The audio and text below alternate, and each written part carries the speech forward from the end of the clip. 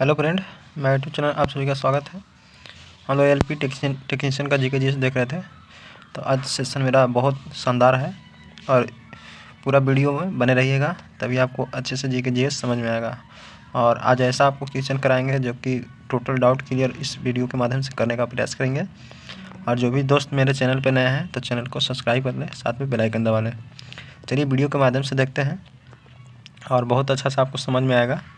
पहला है कि कायांतरिक चट्टानों में क्या परिवर्तन कर देता है, तो संरचना और गठन। ठीक है, इनमें बोथ हो जाएगा यानी दोनों।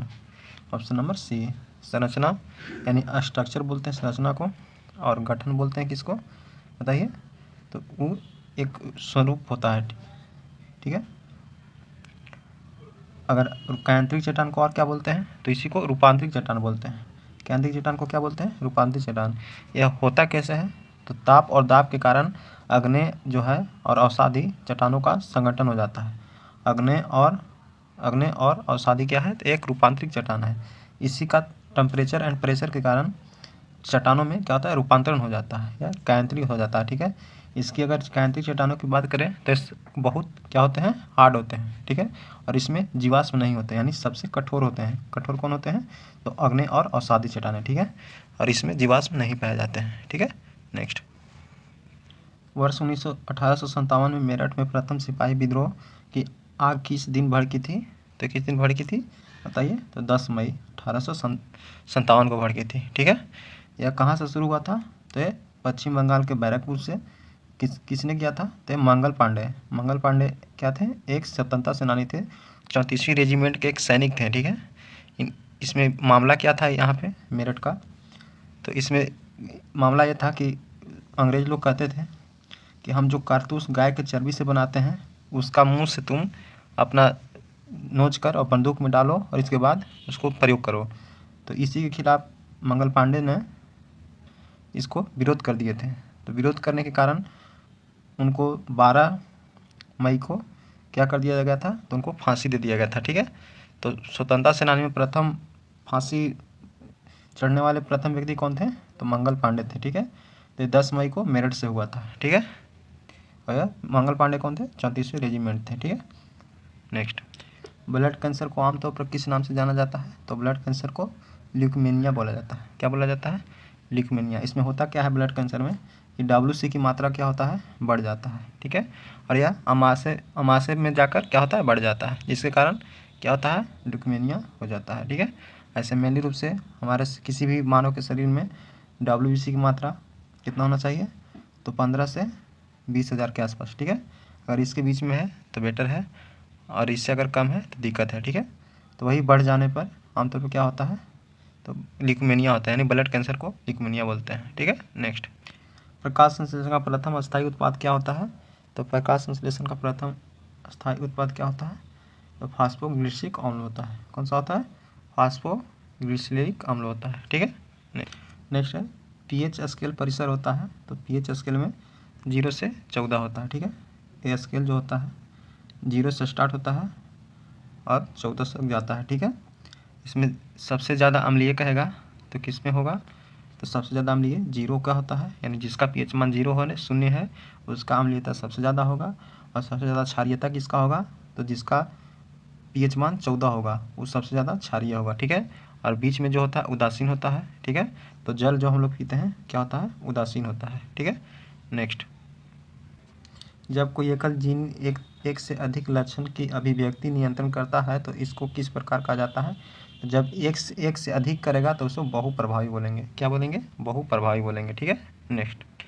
एक वास्तविक गैस जिसमें एक आदर्श गैस के रूप में क्रिया करती है, तो जिसका टेम्परेचर निम्न हो और टेम्परेचर हाई हो, क्या हो, प्रेशर निम्न हो और टेम्परेचर हाई हो, वो किसको क्या बोलते हैं, तो आदर्श गैस बोलते हैं। ठीक है, नेक्स्ट।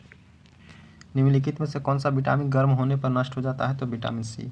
विटामिन सी एक ऐसा कार्बनिक पदार्थ है जो किसी भी तरह से आप गर्म कीजिएगा तो ये ख़त्म हो जाएगा। ठीक है, और ज़्यादा धोने पर, यानी सब्जी उब्जी भी आप धोते हैं तो इसका संचारण होता है, यानी ये क्या होता है, ख़त्म हो जाता है। ठीक है, और विटामिन ए के कारण क्या होता है, रतौंधी होता है। ठीक है, विटामिन डी हमारे सूर्य के प्रकाश से शरीर में मिलता है। ठीक है, तो यही एक विटामिन डी ही एक ऐसा है जो कि शरीर में निर्मित होता है, ठीक है, यानी सूर्य के प्रकाश के माध्यम से शरीर में उत्पादन होता है। बाकी और कोई विटामिन नहीं है जो कि शरीर में उत्पादन होता है, ठीक है। नेक्स्ट, चेचक के टीका की खोज किसने किया था? एडवर्ड जेनर ने किया था। किसने किया था? तो एडवर्ड जेनर ने। चेचक के टीका किसने किया था, खोज किया था? तो एडवर्ड जेनर ने। कब किए थे? तो एडवर्ड जेनर ने किसका खोज किया था? तो टीका का खोज किया था, ठीक है। ये दुनिया का खोजा गया प्रथम क्या था? टीका था। कब किए थे? 1796 ईस्वी में। किसने किया था? तो एडवर्ड जेनर ने, ठीक है। नेक्स्ट, राज्यसभा का सदस्य निर्वाचन होने के लिए आवश्यक न्यूनतम उम्र सीमा क्या होनी चाहिए? तो 30 वर्ष होनी चाहिए। राज्यसभा बनना है तो 30 वर्ष। चलिए और कुछ हम बताते हैं किनका किनका कितना एज चाहिए। तो राज्यसभा अगर कोई किसी भी राज्यसभा का सदस्य बनना हो तो उसको 30 वर्ष चाहिए। अगर लोकसभा का चुनाव लड़ना हो तो उसको 25 वर्ष चाहिए, यानी लोकसभा सदस्य बनने के लिए उसको कितना चाहिए? 25 वर्ष, ठीक है। 35 वर्ष किसको किसको चाहिए? तो राष्ट्रपति, उपराष्ट्रपति, राज्यपाल और भारत के जो सर्वोच्च न्यायालय के मुख्य न्यायाधीश होते हैं उनकी क्या होती है? न्यूनतम आयु ऐसी निर्धारित नहीं होती है, बस 35 प्लस होना चाहिए, ठीक है। और इसमें अगर किसी को भारत के अगर प्रधानमंत्री अगर राज्यसभा से बनना चाहते हैं तो उनको 30 वर्ष, अभी हमारे प्रधानमंत्री लोकसभा से हैं तो इसलिए उनका 25 वर्ष मिनिमम रखा गया है, ठीक है। तो कहीं भी प्रधानमंत्री या तो लोकसभा से बन सकते हैं या तो राज्यसभा से बन सकते हैं, ठीक है। और विधानसभा जो होते हैं राज्यों में होते हैं, तो विधानसभा बनने के लिए किसी भी सदस्य को कितना चाहिए? तो 25 वर्ष। और विधान परिषद बनने के लिए उसको 30 वर्ष चाहिए, ठीक है। नेक्स्ट, स्वतंत्र भारत के प्रथम गवर्नर जनरल कौन थे? तो लॉर्ड माउंटबेटन थे। भारत का अंतिम वायसराय भी लॉर्ड माउंटबेटन ही होंगे, ठीक है। अगर इसमें यही पूछ देता कि स्वतंत्र भारत के प्रथम भारतीय यहाँ पे लगा देता तो आंसर इसका चेंज हो जाता, ठीक है। अगर भारतीय पूछ जाए तो सी राजगोपालाचारी होगा, ठीक है, यानी चक्रवर्ती राजगोपालाचारी, ठीक है। भारत के प्रथम राष्ट्रपति डॉक्टर राजेंद्र प्रसाद थे। नेक्स्ट, वर्ष 2022 में आयोजित होने वाले राष्ट्रमंडल खेलों की मेजबानी कौन किया था? ये पुराना करंट है, तो इस दक्षिण अफ्रीका ने किया था 2022 वाला, ठीक है। नेक्स्ट, वर्ष 2020 में हो रहे 22वें जो 2020 में 22वें ओलंपिक खेल हुआ था, इसका कहाँ हुआ था? तो जापान में, टोक्यो के जापान में हुआ था, ठीक है। आयकर प्रणाली में सुधार के लिए सुझाव हेतु केंद्रीय वित्त मंत्रालय ने किसकी अध्यक्षता में पैनल का गठन किया था? तो अरविंद मोदी के अध्यक्षता में पैनल गठन किया जाता है, ठीक है। शशिकांत दास वर्तमान में आरबीआई के कैवें गवर्नर है? तो 25वें गवर्नर है, ठीक है। श्वेत क्रांति का संबंध किस क्षेत्र से है? तो श्वेत क्रांति का संबंध किससे है? तो दूध से है। किससे है? दूध से, ठीक है। सतलज, चिनाब, रावी निम्न में से किसकी सहायक नदियां हैं? तो है सिंधु के। सिंधु के कौन कौन से हैं? सतलज, चिनाब और रावी। इसी पंजाब के क्षेत्र में पंचभूमि के नाम से पंजाब को बोला जाता है, यानी 5 नदियों का वहाँ पर मिलन है। कौन कौन सा है? सतलज, चिनाब, रावी, ब्यास और सिंधु, ठीक है। सिंधु सतलज जो है कहाँ से निकलती है? जैसे भारत का नक्शा है, देखिए बनाते हैं, थोड़ा रफ है।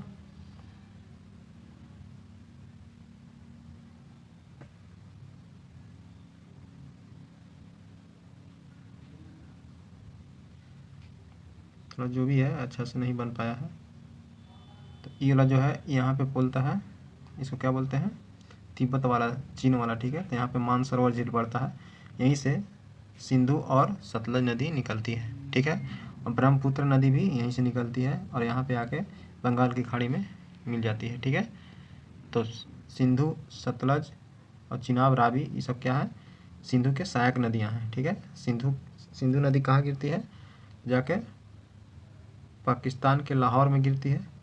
और सबसे ज़्यादा नहरों की बात करें तो किस देश में है? तो पाकिस्तान में है। किस में है? पाकिस्तान में। पाकिस्तान में इसी सिंधु नदी के सहायता से जो भी खेती बाड़ी होती है तो इसमें सबसे बड़ा योगदान रहता है।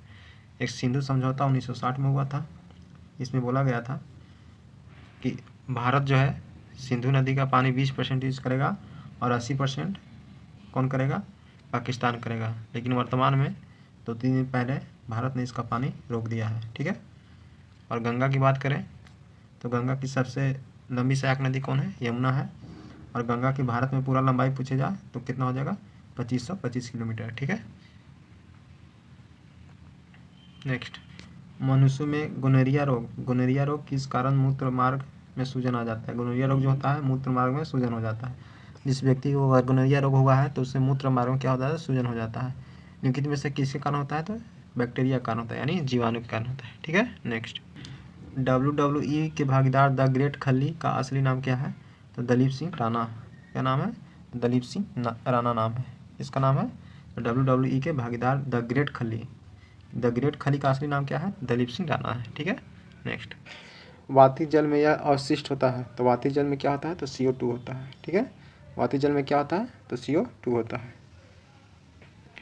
पंडित रविशंकर का संबंध निम्नलिखित में से किस वाद्य यंत्र से है, तो पंडित रविशंकर क्या बजाते हैं, तो सितार वादक है। क्या है, सितार वादक है। पंडित रविशंकर क्या बजाते हैं, तो सितार वादक। बिस्मिल्लाह खान क्या बजाते हैं, शहनाई। शिव कुमार शर्मा क्या बजाते हैं, संतूर। और तबला कौन बजाते हैं, बताइए, हरिप्रसाद चौरसिया। ठीक है, नेक्स्ट। मैग्नेटाइट का फार्मूला क्या है, तो Fe3O4। ठीक है, और सीडेराइट का था तो Fe2O3। देखिए Fe2O3 है सीडेराइट में, और मैग्नेटाइट को लगा तो एक बढ़ा देना है आयरन और एक बढ़ा देना है ऑक्सीजन का। ठीक है, तो ऐसे भी आप याद रख सकते हैं।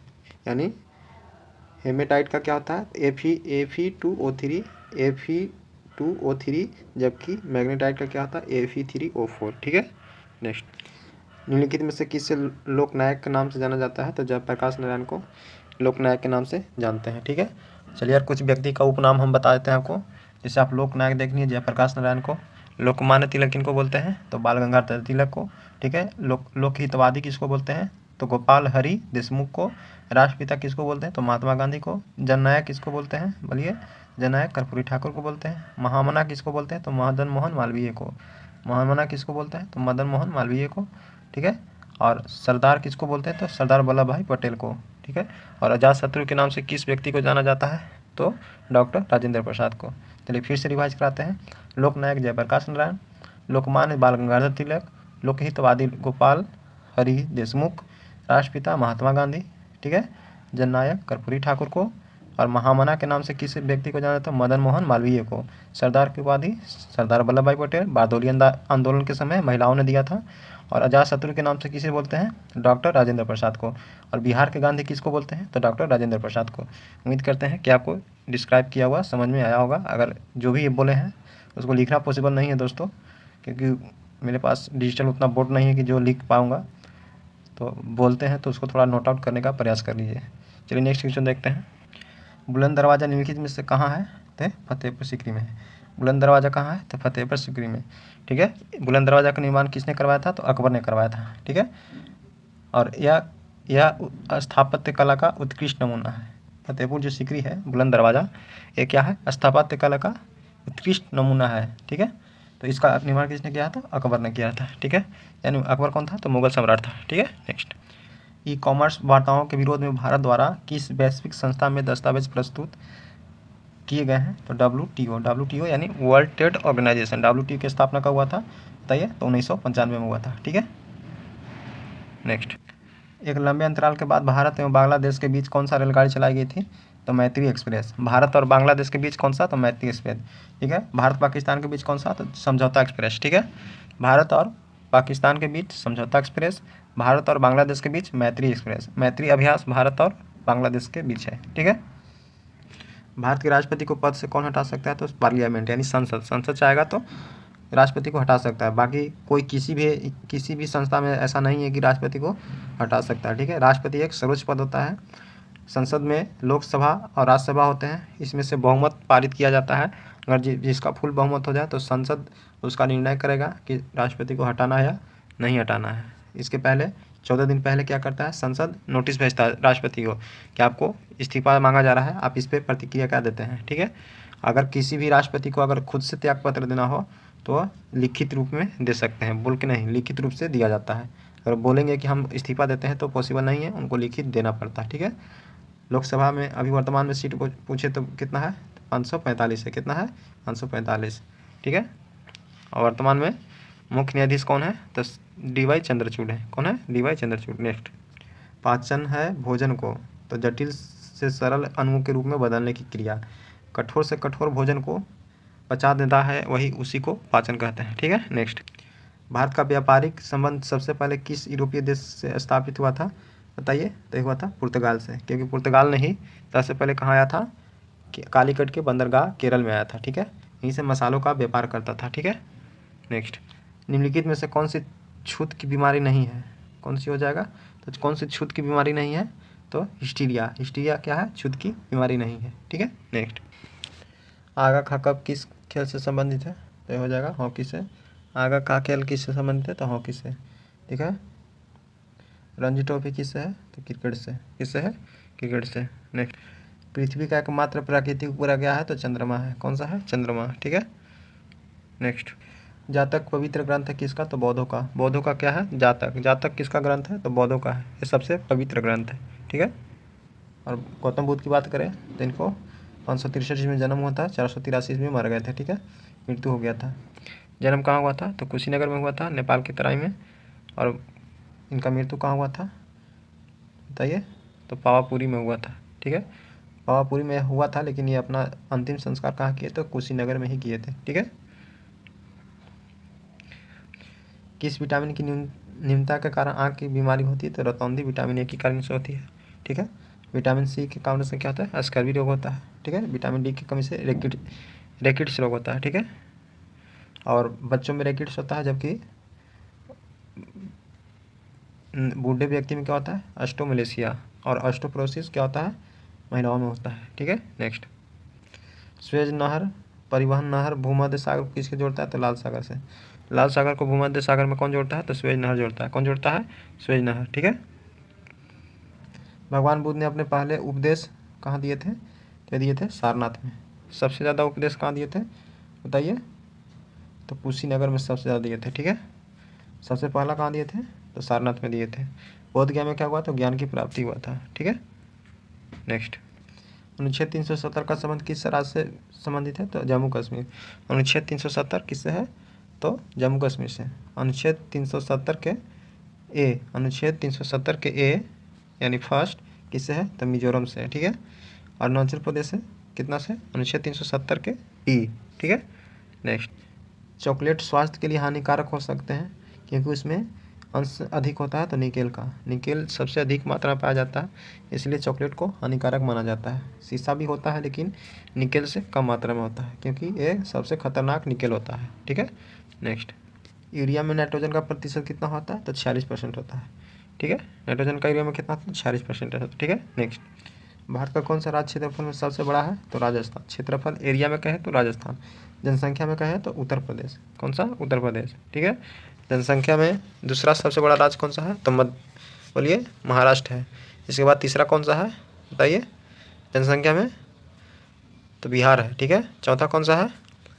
पश्चिम बंगाल है। पांचवा कौन सा है? मध्य प्रदेश है। ठीक है, और एरिया के मामले में सबसे ज़्यादा कौन सा है? बताइए। तो क्षेत्रफल में राजस्थान। दूसरा कौन सा है? बताइए। दूसरा है मध्य प्रदेश। ठीक है, तीसरा कौन सा है? तीसरा है उत्तर प्रदेश।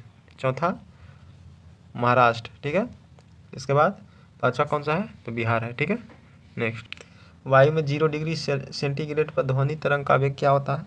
तो 332 होता है। 332 मीटर प्रति सेकंड होता है। ठीक है, तो इसके अकॉर्डिंग टू ऑप्शन कौन सा हो जाएगा? तो ऑप्शन नंबर बॉल हो जाएगा। ठीक है, तो दोस्तों ये रहा 40 नंबर का जीके जीएस का सेशन। उम्मीद करते हैं कि आपको बहुत अच्छा से समझ में आएगा, बहुत मज़ा पढ़ने में आया होगा। अगर अच्छा लगा है तो एक लाइक ज़रूर कर दीजिएगा, और जाते जाते यही कहेंगे कि जो भी नए दोस्त हैं तो चैनल को सब्सक्राइब कर दें, साथ में ज़्यादा से ज़्यादा वीडियो को शेयर करें। ठीक है दोस्तों, मिलते हैं नेक्स्ट वीडियो में, और मेरा जहाँ तक उम्मीद रहता है कि आपको अच्छे से कंसेप्ट दे सकूँ, यही मेरी उम्मीद रहता है। ठीक है दोस्तों, मिलते हैं नेक्स्ट वीडियो में। बहुत बहुत धन्यवाद।